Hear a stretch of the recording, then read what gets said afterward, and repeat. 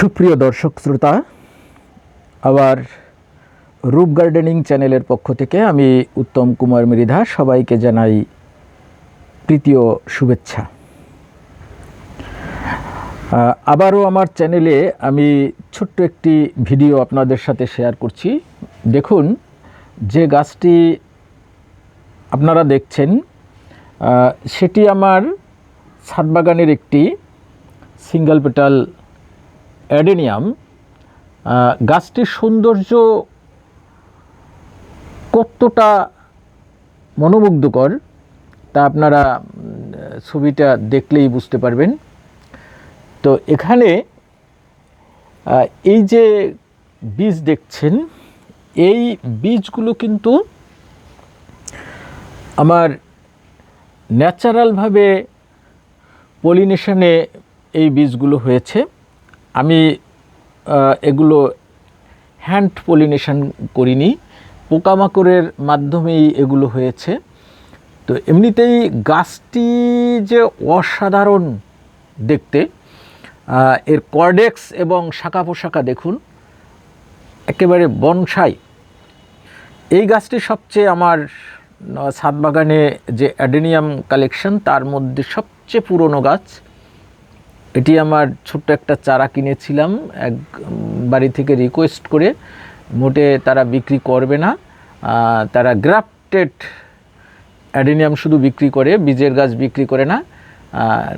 তবু আমি রিকোয়েস্ট করে নিয়ে আসছিলাম, ধন্যবাদ তাদেরকে।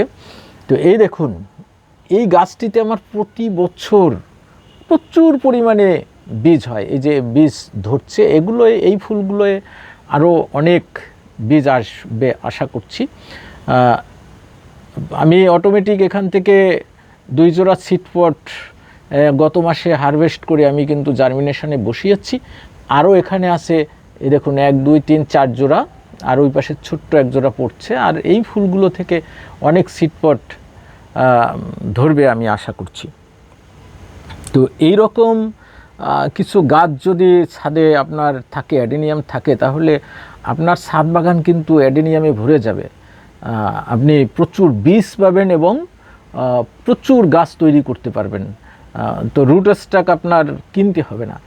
এখন আমি এই ভিডিওটিতে যেটি আলোচনা করব সেটি হলো, এই বীজগুলোকে কিন্তু যদি আপনি আরও একটু স্বাস্থ্যসম্মত, একটু বড় করতে চান এবং বীজের স্বাস্থ্য ভালো করতে চান, তাহলে আপনাকে একটা খাবার কিন্তু একে দিতে হবে।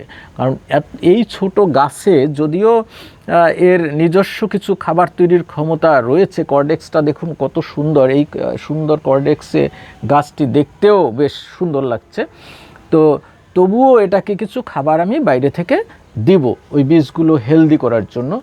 তো দেখুন, এখানে আমি কিছু আজকে সকালেই আমি খৈল, অর্থাৎ কিনা যে বাজারে খৈল পাওয়া যায়, সেই সরিষার খৈল ভিজিয়ে আমি আজকে সকালেই ভিজিয়েছি।